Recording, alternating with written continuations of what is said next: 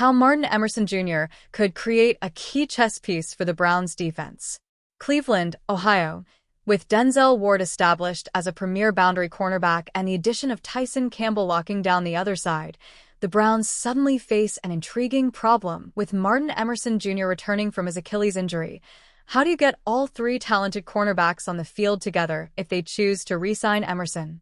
On the latest Orange and Brown Talk podcast, Cleveland.com film analyst Lance Reisland offered a fascinating solution that could transform the Browns' defense in 2026, move Emerson inside to the slot. So, if he could do everything he does and gets back to normal, I'm going to move him into the slot, Reisland explained, outlining a vision that would create a uniquely physical nickel package. Now you've got a big dude in there playing slot. So you've got Delpit down in the box, and you've got this guy down in the box if you're a nickel. So I'm going to say we're going to get big, we're going to be able to tackle, we're going to be able to stop the run. This isn't just about getting a talented player on the field. It's about creating a defensive chess piece that can solve specific matchup problems that have plagued Cleveland and other NFL teams. Host Dan Lab immediately recognized the strategic advantage. You can almost use him like a chess piece.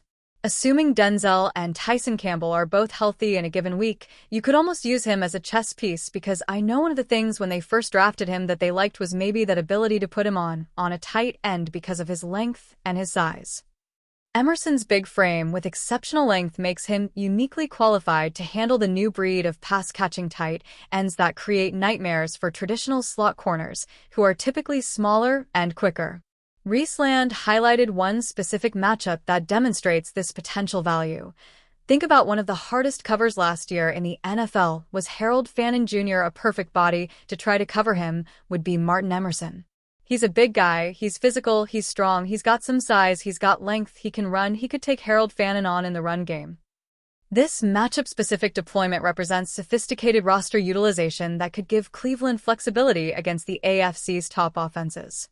Imagine having a specialized defender to match up with Kansas City's Travis Kelce or Baltimore's Mark Andrews in crucial situations. The podcast discussion painted a picture of Emerson as more than just a traditional cornerback, but as a defensive weapon whose role could change week to week depending on the opponent's personnel.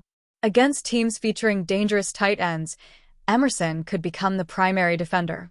Against run-heavy teams, his physical presence in the slot would provide exceptional support.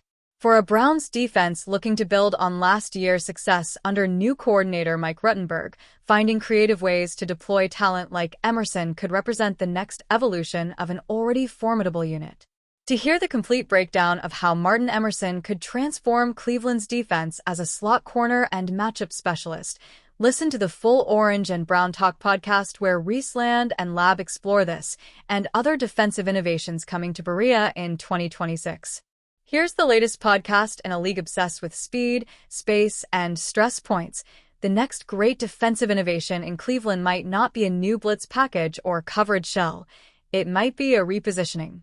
If the Cleveland Browns choose to bring back Martin Emerson Jr. following his Achilles recovery, they won't simply be restoring depth. They could be creating a chess piece. With Denzel Ward entrenched as a premier boundary defender and Tyson Campbell locking down the opposite side, Cleveland's problem becomes philosophical rather than practical. How do you maximize 3 starting caliber corners in a league that lives in 11 personnel? The answer may lie inside the evolution of the slot. The slot corner used to be a specialist, smaller, twitchier, built to mirror quick option routes. Today, that role has mutated. Modern offenses align tight ends, oversized receivers, and hybrid playmakers inside to dictate matchups. The slot is no longer just space, it's leverage. Moving Emerson inside would not be about hiding him.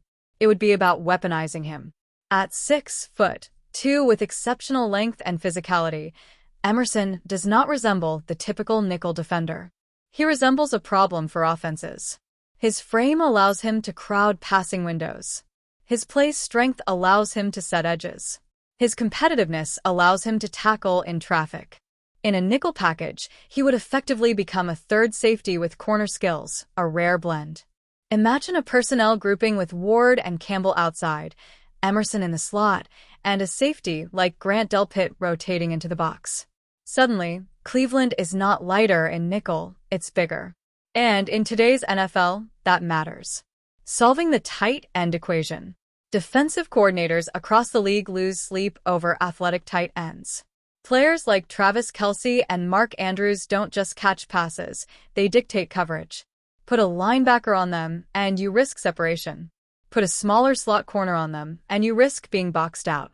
Emerson offers a counterpunch. His length disrupts release timing. His physicality contests catch points.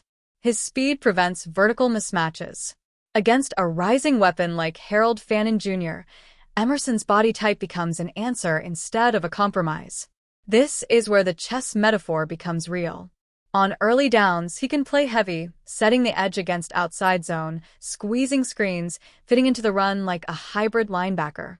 On passing downs, he can widen to mirror slot fades, bracket tight ends, or rotate late into disguised coverages. His presence allows Cleveland to maintain disguise without substituting personnel. In an era where tempo offenses punish substitution patterns, versatility is currency. Dictating, not reacting. Great defenses do not merely respond to what offense is present. They force offenses to adjust. If Emerson thrives in the slot, Cleveland can dictate matchups before the ball is snapped. A heavy tight end package?